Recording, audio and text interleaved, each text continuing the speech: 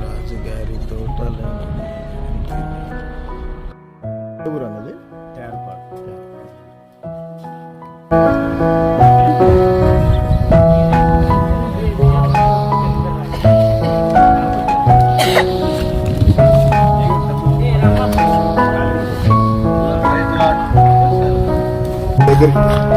తెలుసా మీకు?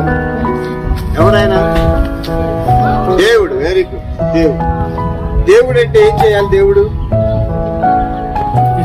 ఎవరు? దేవుడు పూజించదగిన వాడు. Very good. ఇంకెవరు దేవుడు? ప్రేమించేవాడు కదా. మనం ప్రేమించేవాడే దేవుడు. ఇదంతా చూస్తున్నాం కదా, మామిడికాయలు చూస్తున్నాం, చెట్లు, చేమలు. సూపర్ గా ఉంది మీ ఊరు కదా. వాగులు, వంకలు, ఇవన్నీ ఎవరు చేశారు? ఎవరు చేశారు? మరి దేవుడు చేయకముందు ఏమనుందంటే ఏమీ లేదు, అంతా చీకటే ఉంది. ఏముంది? అప్పుడు దేవుడు ఏం చేశాడంటే వెలుగుని చేశాడు, సూర్యుడి, చంద్రుడి, నక్షత్రాలు చేశాడు, చేపల్ని చేశాడు, పక్షుల్ని చేశాడు, జంతువుల్ని చేశాడు, మనం తినడానికి ఆహారాన్ని చేశాడు, గడ్డి దగ్గర నుంచి పెద్ద పెద్ద మొక్కల దాకా మన కోసం చేశాడు.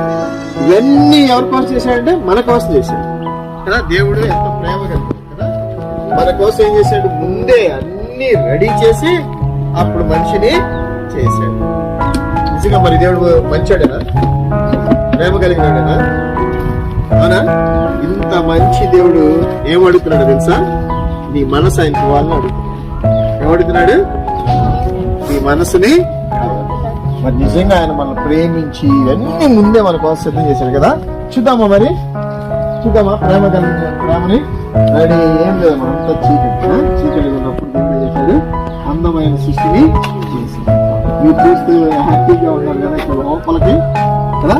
ఈ సృష్టి మా నాకైతే భలే హ్యాపీగా ఉంది, భలే ప్రెజెంట్ గా ఉంది, హాయిగా ఉంది. ఒకసారి నవ్వండి. మీరు నవ్వుతూ భలే ఉంటారు.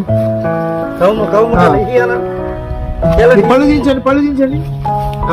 ఓకే. మరి ఈ దేవుని పేరు ఏం పేరంటే యేసుక్రీస్తు. ఏం పేరు? యేసుక్రీస్తు మన కోసం అన్ని కూడా చేశాడు. రెడీ? చెప్పలు పడ్డా ఒకసారి. రెడీ? 1 2 3. ఏమీ లేని దాని నుంచి దేవుడు ఏం చేశాడు? అందమైన ఈ భూమిని, ఈ సృష్టిని మనకి